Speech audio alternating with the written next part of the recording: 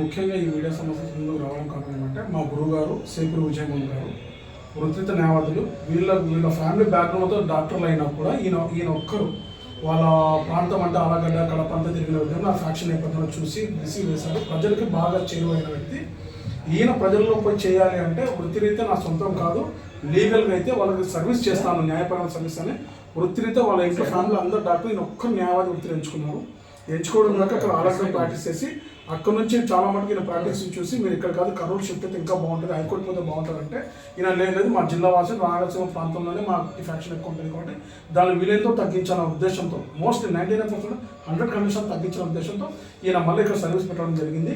ఈ సర్వీస్ పెట్టినప్పటి నుంచి ఈయన ఎన్నో ఆటుపోట్లు ఎదుర్కొన్నారు. ఒక జూనియర్కి కానీ ఒక సీనియర్కి కానీ ఆ తర్వాత ఆ ఆటుపోట్లు ఎవరు ఎదుర్కోకూడదని ఒక మా లాంటి జూనియర్స్ని తీసుకొచ్చి మమ్మల్ని ఒక వైస్ ప్రెసిడెంట్లు కానీ ఇంకా ఎన్నెన్నో ఉన్నత పదవిలో తీసుకొచ్చారు. ఈయన సర్వీస్ని మెచ్చేసి లాస్ట్ ఇయర్లోనే ఎలక్షన్స్ టైంలో విశ్వవర్ధన్ రెడ్డి గారు తీసుకొని దస్తగిరి ఎమ్మెల్యే నిలబెట్టిన అంటే లీగల్గా ఈయన ఎంకరేజ్ చేస్తారు. ఈయన న్యాయపరంగా ఇలాంటి అవాంఛనీయ సంఘటన జరగకుండా లీగల్గా ఆయనకి ఏ ప్రాబ్లం రాకుండా మొత్తం చూసుకొని మొత్తం లీగల్గా పెట్టి ఎమ్మెల్యే గెలిపించినప్పుడు తన వంతు కృషి చేయడం జరిగింది. ఇది తిరిగి అయిపోయింది. రీసెంట్గా మనం చూసినట్లయితే చట్టాలు ఐపీఎస్ సిఆర్పిఎస్ ఇవన్నీ మాపై బిఎన్ఎస్ ఎవిడెన్స్ చాలా మంది చేంజ్ అయ్యింది. అవి ప్రజలలో 23 వచ్చినా కూడా ఇందులో 25 అనేది అవగాహన సమస్య లేదు. మోస్ట్లీ మా న్యాయవాదులకు ఇంకా నేర్చుకుని కొంచెం టైం పడుతుంది. అట్లాంటిది కూడా ప్రజల్లోకి తీసుకుపోవాలనేది ముఖ్య ఉద్దేశం, సర్వీస్ ఉద్దేశం. అంటే చాలామంది భయపడతారు. ఇందాక చెప్పినప్పుడు చాలామంది చెప్తారు కాటికి పోయినా కూటికి పోయినా ఒక్కటైనా కోర్టుకు పోయినా ఒక్కటే చెప్తారు. అది we has to change, complete మేము చేంజ్ చేస్తాం. ఎందుకంటే కాటికి కాదు కోటికి కాదు నాయన, నీ హక్కు నువ్వు తెలుసుకోవాలంటే ఎక్కడ రావాలి, న్యాయపరంగా చట్టానికి రావాలి.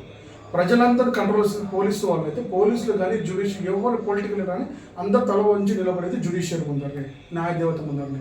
ఆ న్యాయదేవతని అక్కడ చిన్న పేదను చూడదు, సౌకర్యాన్ని చూడదు, ఫ్యాక్షన్ లీడర్ అని చూడదు, లేకుంటే ఏమి చేయని అమాయకుడని చూడదు. అందరూ ఒక తాటిపై తీసుకొచ్చి వాళ్ళని న్యాయం చేయాలి.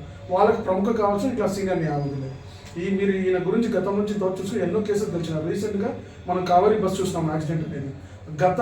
ఈ సంవత్సరంలోనే ఆ కేసు పైన ఒక క్లయింట్ పేరు ఎందుకంటే నెగ్లిజెన్స్ యాక్ట్ కింద ఆయన అదే టూరిజం పైన ఆ బస్సు పైన ప్రైవేట్ బస్సు పైన కేసు వేయడం జరిగింది. ఆ కేసుల నేపథ్యంలో ఆ పెద్ద వాళ్ళ అధికారుల నుంచి వాళ్ళ బిజినెస్ వాళ్ళ నుంచి ఎన్నోసార్లు ప్రెషర్స్ వచ్చినప్పుడు తగ్గలేకుండా ఆయన ఆ కేసు పైన గెలిచడం కూడా జరిగింది. ఆ రీసెర్చ్ జడ్జిమెంట్స్ కూడా ఉన్నాయి.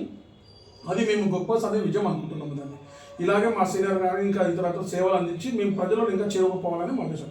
లీగల్ సర్వీస్ క్యాంపెయిన్స్ ఉంటాయి, మాకు నెక్స్ట్ తప్ప నుంచి ఆర్బిట్రేషన్స్ ఉంటాయి, లోక్ అదాలత్ ఉంటాయి. దీనిలంతా చురుకుగా పాల్గొని బాగా సక్సెస్ఫుల్ చేయాలని మా కోరిక. Thank you very much for this.